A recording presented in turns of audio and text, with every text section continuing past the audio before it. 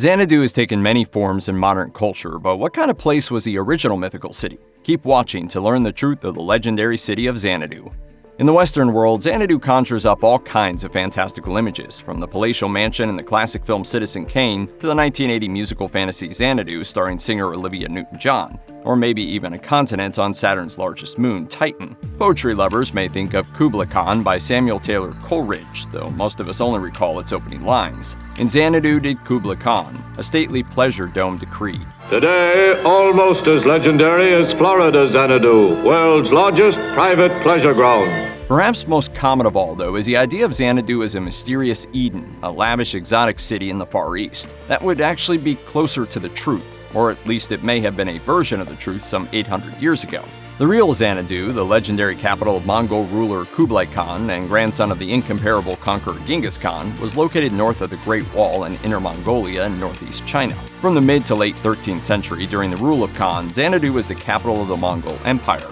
Then it became the emperor's summer capital from 1274 to 1364. The city, also known as Chengdu, was known for its palaces, gardens, and waterways. Xanadu was built by Khan's Chinese advisor Liu Bingzhong in 1256.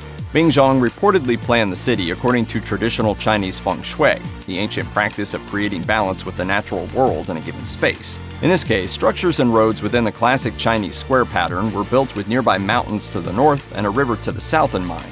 In other words, there was not only an attempt to establish harmony within its walls, but also a conscious effort to integrate the city into the larger landscape that surrounded it. The city had 12 to 18-foot earthen outer walls with 6 towers and 10 to 16-foot inner walls made of brick with 4 towers. These structures separated the inner city from the outer, where the majority of the population lived. Khan's elaborate raised palace was built in the inner city, where he and his entourage resided. The other distinct part of Xanadu was its enclosed hunting grounds, which included forests, meadows, and lakes. It was here in the outer city where Mongolian people set up their tents. One intriguing aspect of Xanadu's design was that it represented a turning point in Chinese history. It attempted to mesh two very different worlds, the traditional culture of the Han and that of the nomadic Mongol peoples. Its location, where China's agricultural region met the steppes grassland, also represented that cultural blending. At its height, Xanadu is believed to have boasted a population of around 200,000. That made it comparable in size to modern-day cities like Shreveport, Louisiana, or Oxnard, California. And while it's hard to imagine a universal ruler being crowned in Shreveport, the city's location and importance played a critical role in countless historical events. In Xanadu, Khan established the Yuan dynasty, which ruled for more than a century and grew beyond the borders of modern China to encompass large swaths of Asia. A great debate occurred in the city over the Buddhist and Taoist religions in the legendary capital. As a result, Tibetan Buddhism spread throughout Northeast Asia and is still a cultural and religious tradition practiced today. Venetian merchant and traveler Marco Polo visited the exotic city and became Khan's agent. Polo's popular book, The Travels of Marco Polo, written in 1298, contained a description of Xanadu and made the capital city famous throughout the Western world. Marco Polo famously described it as a city named Chengdu, which was built by the Khan, who is now in power.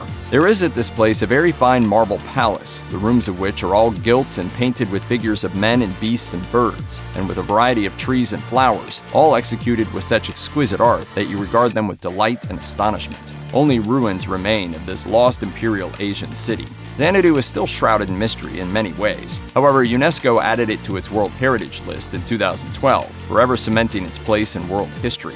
While much of what people would have seen 800 years ago is gone forever, some signs of the old city remain on the 25,000 hectares of the UNESCO site. This includes the remains of temples and tombs, as well as the ruins of various waterworks and canals. Check out one of our newest videos right here. Plus, even more grunge videos about world history are coming soon. Subscribe to our YouTube channel and hit the bell so you don't miss a single one.